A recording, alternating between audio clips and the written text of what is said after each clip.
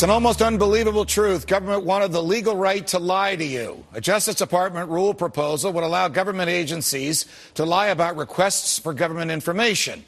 The government could tell you the documents you seek don't exist, even if they actually do exist.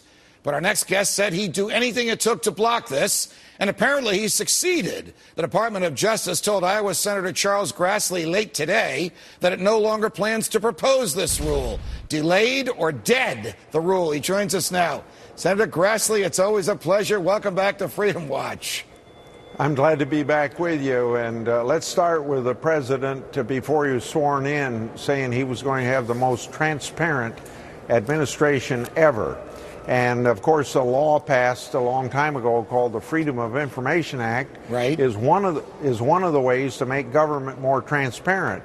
And with transparency, you get accountability. Now, you stated it very well.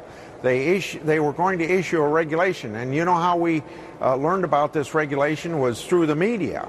A regulation that basically did what you said, a license to lie.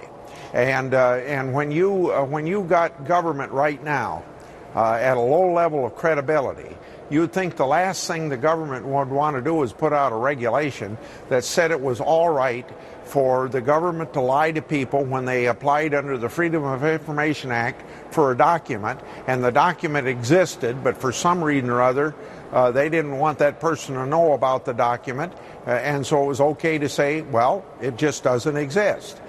So I'm glad that they withdrew it. There is a follow-up, though, that I think is going to be necessary. What's that? Because I think what they were trying to do was codify through this regulation, something that maybe they were doing anyway. So now we have to follow and see, are they going to still, without a regulation saying they can lie, still not be candid with people that make a request under the Freedom of Information Act? Well, first, let me congratulate you. You're in the minority in the Senate, but you showed what one person with intellectual honesty and courage can do, and you almost single-handedly, a lot of Republicans and even some embarrassed Democrats agreed with you. The government should not be doing this, and you're right, and you got them to back down, and my hat is off to you, and I salute you. But I'm wondering about this, and I'm sure you're wondering about it as well.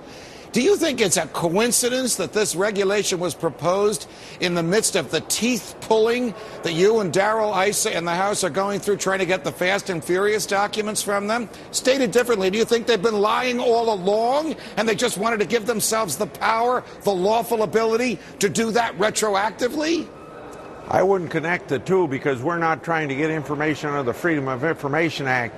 But you are right when you stated that they've been misleading through a lot of things. In fact, the person that answered our letter was not Holder. It was the Legislative Affairs Assistant Attorney General. He's the same one that answered some of our first letters after we made our initial inquiry on Fast and Furious back on January 31st. Some of those first answers have proven to be entirely false with the information that was given to us.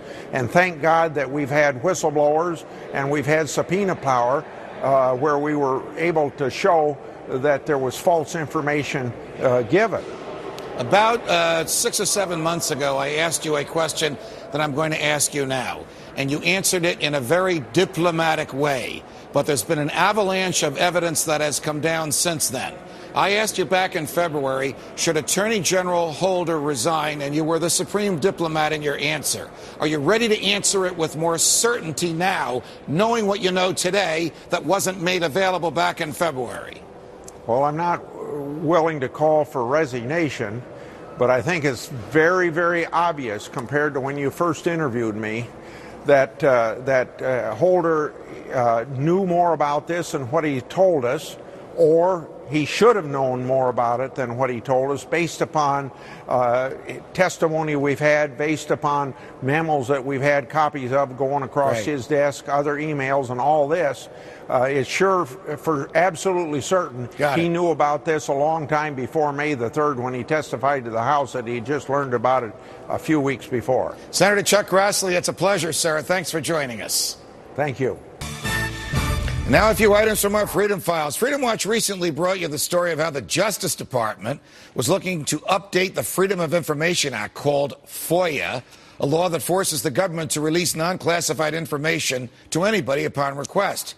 The Justice Department wanted to amend the law by letting government agencies claim that some information that was being sought wasn't there, even if it was. They basically wanted government agencies to lie lawfully. The DOJ has since then backed off its effort, but now it is looking for new ways to undermine the intent of this law, such as requiring the person requesting the documents to determine exactly which government department holds the information being sought, making FOIA requests more expensive, and a new rule, you ready for this, that would let government agencies destroy records. Groups nationwide continue to shed light on the assault against the people's rights that these revisions would create. What is the DOJ afraid of? I thought they worked for us. Shouldn't we know what they're up to?